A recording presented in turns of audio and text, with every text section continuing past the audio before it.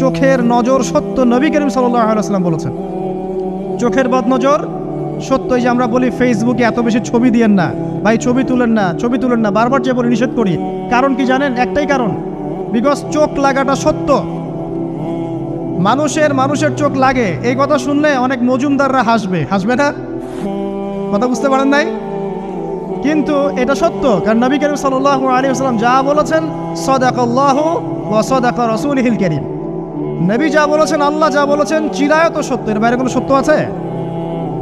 আচ্ছা দেখেন, আমি বললাম যে জাদুবিদ্যা সত্য। এই জাদুবিদ্যার চর্চা মানুষ করে, এখনও করে, এবং এই জাদু দিয়ে মানুষের ক্ষতি করার জন্য জিনের প্রয়োজন হয়, দুষ্ট জিন।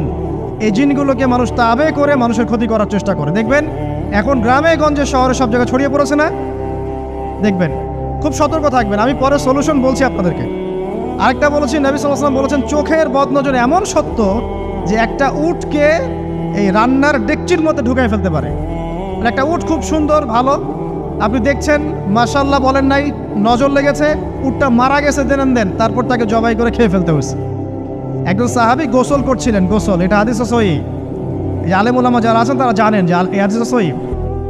একজন সাহাবী গোসল করছেন, তার গায়ের চামড়াটা খুব সুন্দর ছিল, একদম স্কিনটা অনেক সুন্দর থাকে না এমন কিছু মানুষ? আচ্ছা, এখন আরেকজন সাহাবী এই গোসল দেখছেন দূর থেকে, দেখে বলছেন যে কি চমৎকার তার শরীরের রংটা, যেন কুমারী নারীর মতো, অনেকটা এমন একটা কথা তিনি বলেছিলেন। সাথে সাথে এই সাহাবী অজ্ঞান হয়ে পড়ে গেছে। কোন সাহাবী? যিনি গোসল করছিলেন। এটার আপনি কোনো ব্যাখ্যা দিতে পারবেন না তো, এখানে কোনো সায়েন্স দিয়ে বা মেডিকেল সায়েন্স দিয়ে আপনি কোনো ব্যাখ্যা করতে পারবেন না। একটা ব্যাখ্যা দিতে পারেন, কিন্তু কেন সেটা হলো সেটা আপনি অ্যান্সার খুঁজে পাবেন না। তো নবী সাল্লাল্লাহু আলাইহি ওয়াসাল্লামের কাছে নিয়ে যাওয়া হলো তাকে।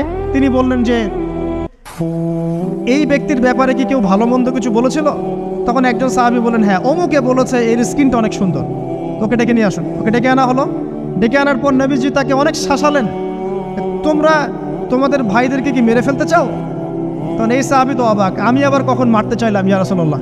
আমি তো মারতে চাই নাই, আমি তো খালি বলেছি যে তার গায়ের রংটা অনেক সুন্দর। তখন তিনি বললেন, কেন তুমি সুবহানাল্লাহ বললে না, কেন তুমি মাশাআল্লাহ বললে না? যখন মাশাআল্লাহ বলবেন, সুবহানাল্লাহ বলবেন, নজরটা লাগবে না। আর যখন আপনি মাশাআল্লাহ বলবেন না, সুবহানাল্লাহ বলবেন না, দেখবেন নজর লেগে গেছে।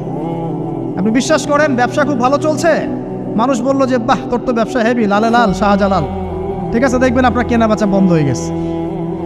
এরকম হবে, আমার কথাটা বিশ্বাস করেন। এটা কিন্তু সায়েন্স প্রমাণ করতে পারবে না, আল্লাহ এবং তার রাসূল বলেছেন, তার উপরে কোনো সত্য নেই। আছে সূরা কাহফ 29 নম্বর আয়াত পড়ে দেখেন, আল্লাহ পাক বলছেন, ওয়াকুলিল হাক্কু মির রাব্বিকুম, সত্য সেটাই যা তোমার রবের পক্ষ থেকে আসে। ফামান শাআ ফালইউমিন, যার ইচ্ছা হয় বিশ্বাস করুক, ওয়ামান শাআ ফালইয়াকফুর, যার ইচ্ছা হয় সে অস্বীকার করুক। এই কারণে আমরা বলি ফেসবুকে এত বেশি ছবি দেওয়া, এই আই ওয়াশ করা, এই যে শোডাউন করা, হ্যাঁ, ইসলামের কিছু কাজ করলেন, একদম মানুষকে না দেখাইতে পারলে ঘুম হচ্ছে না, এগুলো বন্ধ করেন, এগুলো বন্ধ করে দেন আল্লাহর ওয়াস্তে। অফলাইনে কাজ করেন, নিজেকে গোপন করার চেষ্টা করেন। যত বেশি মানুষের কাছে নিজেকে এক্সপোজ করবেন, কাজের বরকত কমে যাবে, চোখ লাগবে, নজর লাগবে। এবং চোখ লাগা বদ নজরে বহু আলেম আস্তে আস্তে মাঠ থেকে মাইনাস হয়ে গেছে না? যায় নাই? এখন কি আলেমদের সংখ্যা বেশি না কম? যত দিন যাবে আলেমের সংখ্যা আরো কমে যাবে। নবীজি বলেছেন আলেমদের সংখ্যা কমতে থাকবে, মানুষ জাহেলদেরকে আলেম বানিয়ে নেবে। তো প্রিয় ভাইরা, জাদুবিদ্যা সত্য, চোখের বদনজর সত্য, রাতের এই অনিষ্টগুলো সত্য, রাতের বেলা অনেক ক্ষতি আছে। এই জন্য নবীজি বলছেন বাচ্চাদেরকে বাইরে বের করো না, এবং তোমরাও রাত যখন গভীর হবে তখন এদিক ওদিক ঘোরাফেরা করো না। দেখবেন রাত যত গভীর হয় আমাদের শহরগুলো তত জীবিত হয়, তাই না? রাত যত গভীর হচ্ছে শহর তত জীবিত হয়। চায়ের দোকানে আড্ডা বেশি, ওই সিনেমা দেখছে, টিভি দেখছে, ক্যারাম খেলছে, লুডো খেলছে, ঘুম নাই। ঘুম কখন? ফজরের আগে। ফজরের নামাজ কিন্তু নাই, ফজরের ঠিক আগে, আবার ওই যে জোহরের নামাজের সময় উঠতেছে। এখন আমাকে বলেন, এরকম জেনারেশনকে দিয়ে কি আসলে ইসলামের কোনো খেদমত হবে? আচ্ছা, নবীজি রাতের বেলা আর্লি ঘুমাতেন। আল্লাহ পাক আমাদের সবাইকে তাড়াতাড়ি ঘুমানোর তৌফিক দান করুন। হ্যাঁ, আপনি ইলম চর্চা করলে রাত জেগে থাকতে পারেন, আপনি যদি জ্ঞান চর্চা করেন রাত জাগতে পারেন, আপনি কোনো গবেষণা করছেন, নামাজ পড়ছেন বা কোরআন হিফজ করছেন, আপনি রাতের আর্লি উঠবেন, এটা আলাদা বিষয়। কিন্তু কমনভাবে আমাদের এই যে ফেসবুক, ইউটিউবিং ইত্যাদিতে আমরা লিপ্ত থাকি, সারা রাতটা কাটাই আড্ডাবাজি করে, এগুলো বন্ধ করতে হবে। এগুলো বন্ধ না করলে ফিজিক্যালি আমরা মানে সুস্বাস্থ্যের অধিকারী হতে পারবো না।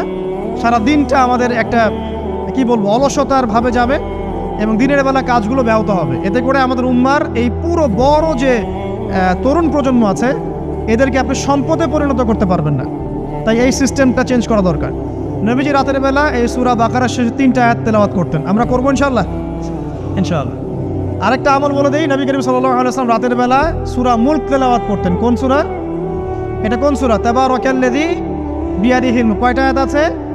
30টা আয়াত আছে। নবীজি বলেছেন সাল্লাল্লাহু আলাইহি ওয়াসাল্লাম এই সূরা আপনাকে কবরের আযাব থেকে বাঁচাবে ইনশাআল্লাহ। কবরের আযাব থেকে তো ভাই বাঁচা খুব সহজ নাকি? আমাদের মধ্যে এমন কেউ নাই, শোনেন, আমাদের মধ্যে এমন কেউ নাই আলেম জালেম মুফতি মুহাদ্দিস রাজনৈতিক নেতা পলিটিশিয়ান বিরোধী দল জাতি তারপরে যে সরকার দল যে আছে না কেন কবরের শাস্তি ফেস করবে না এমন একটা মানুষ নাই, কেউ নাই পৃথিবীতে।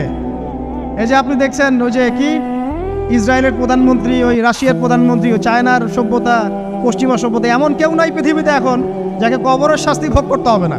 আছে? সবচেয়ে লঘু শাস্তি মানে লঘু চাপ, এটা বলতে গেলে আসলে আমি ভাষা হারায় ফেলি। তারপরে বলছি আল্লাহ পাক আমাদের সবাইকে হেফাজত করুন, আমিন। একজন সাহাবীর নাম সাদ বিন মুয়াজ। কি নাম? নবী করিম সাল্লাল্লাহু আলাইহি ওয়াসাল্লামের সাথে একদম ডান হাত হয়ে যুদ্ধ করেছেন দীর্ঘদিন। বদর তিনি বীর সেনা, উহুদের বীর সেনা, ঠিক আছে। খন্দকের যুদ্ধেও বীর বিক্রমে যুদ্ধ করেছেন। তিনি আনসার সাহাবী, একদম মদিনার নেতা সাহাবী। সব সাহাবী কিন্তু একরকম নন। কেউ ছিলেন নেতৃস্থানীয় সাহাবী, তিনি ছিলেন একজন নেতৃস্থানীয় সাহাবী, ঠিক আছে। সাদ বিন মুয়াজ নবী করিম সাল্লাল্লাহু আলাইহি ওয়াসাল্লাম এত ভালোবাসতেন তাকে, এত ভালোবাসতেন যে তাকে নিজের মনে করতেন যে সাদ বিন মুয়াজ আনসাররা আমার নিজের। চারটাখানি কথা। এই সাহাবীর খন্দকের যুদ্ধে এই যে হাতের এই দিকে সম্ভবত হাতের এই রগের মধ্যে একটা তীর এসে লাগে এখানে, এবং তীরটা তিনি বের করতে গিয়ে রক্তটা ছিঁড়ে যায়। এরপর ফিনকি দিয়ে রক্ত বের হওয়া শুরু হয়। চিকিৎসা করে রক্ত বন্ধ করা যায় নাই, এবং এই রক্তের প্রবাহিত রক্তেই আল্লাহর ইচ্ছায় তিনি শাহাদাত বরণ করেন, তিনি ইন্তেকাল করেন। নবী করিম সাল্লাল্লাহু আলাইহি ওয়াসাল্লাম প্রচণ্ড ব্যথিত হন, মানে মনটা তার খুব নরম হয়ে যায় সাদ বিন মুয়াজ রাদিয়াল্লাহু আনহুর জন্য। তো এই সাহাবীর যখন জানাজার নামাজ পড়ানো হচ্ছে, নবীজি বলছেন 70,000 ফেরেশতা তার নামাজে অংশ নিয়েছে। আর এই সাহাবীকে যখন কবরে শোয়ানো হয়েছে, নবী করিম সাল্লাল্লাহু আলাইহি ওয়াসাল্লাম পরে জানিয়েছেন কবরের যে মৃদু চাপ, সাদ বিন মুয়াজ রাদিয়াল্লাহু আনহুর কবরেও সেই মৃদু চাপ দেওয়া হয়েছে। আমি কি বুঝাতে পারলাম ভাই? আমাদের কোনো দাম আছে এখনকার পলিটিশিয়ানদের কোনো দাম আছে? এখনকার সমাজ নেতার কোনো দাম আছে? এখনকার সুদখোরদের কোনো দাম আছে? এই ঘুষখোর দুর্নীতিবাজদের কোনো দাম আছে? আমরা যারা কাঠমোল্লা হয়ে আছি আমাদের কোনো দাম আছে? সাদ বিন মুয়াজ রাদিয়াল্লাহু আনহু যদি কবরের শাস্তি তাকে না ছাড়ে, প্রশ্ন উত্তর পর্ব তাকে না ছাড়ে, আমরা পার পাবো? নবী করিম সাল্লাল্লাহু আলাইহি ওয়াসাল্লাম বলছেন সূরা মুলক তেলাওয়াত করো রাতের বেলা, ইনশাআল্লাহ সূরা মুলকের তেলাওয়াত কবরের আযাব থেকে তোমাকে বাঁচাবে। আর আমাদের তো ভাই কবরে সবাই সাথে যাবে না, গার্লফ্রেন্ড যাবে না, বাপ মা ভাই বোন সবাই যাবে না। একজন ব্যক্তি সুদ খাচ্ছে, জিজ্ঞাসা করে দেখেন কেন খায়, বলবে তার সন্তানের জন্য খায়, তার বউয়ের জন্য খায়, তার বাবাকে দেখতে হবে তাই খায়, তাই না? একজন ব্যক্তি ঘুষ খায়, বলবে আমার পরিবারের জন্য খাই। একজন দুর্নীতি করছে, পুকুর চুরি করছে, বলবে দুর্নীতি করছে আমার পরিবারের জন্য খাই, পরিবার ভালো থাকবে। সবার একই এক্সকিউজ যে পরিবার যেন ভালো থাকে, আমার সন্তানরা যেন ভালো থাকে, আগামী প্রজন্মের জন্য কিছু রেখে যেতে পারি, তাই না? এরকম একটা মানুষও কি আপনার সাথে কবরে যাবে? তাহলে এই বোকা মানুষ কেন বোঝে না যে আপনার কবরে আপনাকেই যেতে হবে? তাহলে আপনি কি কারণে অন্যের কারণে নিজের পরকাল নষ্ট করছেন? অন্যের সুখের জন্য আপনি আপনার পরকাল নষ্ট করছেন। সুদ খাচ্ছেন, দিব্যি মায়ের সাথে জেনা করছেন। আপনাদের এলাকায় নাকি সুদের সমস্যা অনেক বেশি। কয়েকটা হাদিস বলে দেই, আমি ওদেরকে আক্রমণ করতে আসি নাই, আমি শুধু তাদেরকে 3টা হাদিস শোনাতে এসেছি। 1 নম্বর হাদিস শোনেন। আল্লাহর নবী মুহাম্মদ সাল্লাল্লাহু আলাইহি ওয়াসাল্লাম বলেছেন সুদের পাপের 73টা শাখা আছে। কয়টা? কোনো হাদিসে 70টাও আছে, কোনো হাদিসে 73টা আছে। বলছেন যে সবচেয়ে নিচের শাখাটা হচ্ছে সুদের পাপের সবচেয়ে নিচের শাখা হচ্ছে যে যেন কোনো ব্যক্তি তার মাকে রেপ করলো, তার মাকে ধর্ষণ করলো। 1 দিরহাম যে ব্যক্তি সুদ খায়, সহিহ বুখারীতে আরেকটা হাদিস এসেছে, সে যেন 36টা মেয়েকে ধর্ষণ করলো। আর আমি একটা কথা বানায় বলছি না, যদি বিশ্বাস না হয় কওমি মাদ্রাসা আছে, আলেম ওলামা আছে, গিয়ে বুখারী খুলতে বলেন, পড়তে বলেন, খালি একবার পড়তে বলেন, দেখেন যদি না থাকে তাহলে আমাকে এর সাথে থাপ্পড় দিয়ে যায়। যদি না থাকে হাদিস এটা, তাহলে আমার গালে একটা থাপ্পড় দিয়ে যায়।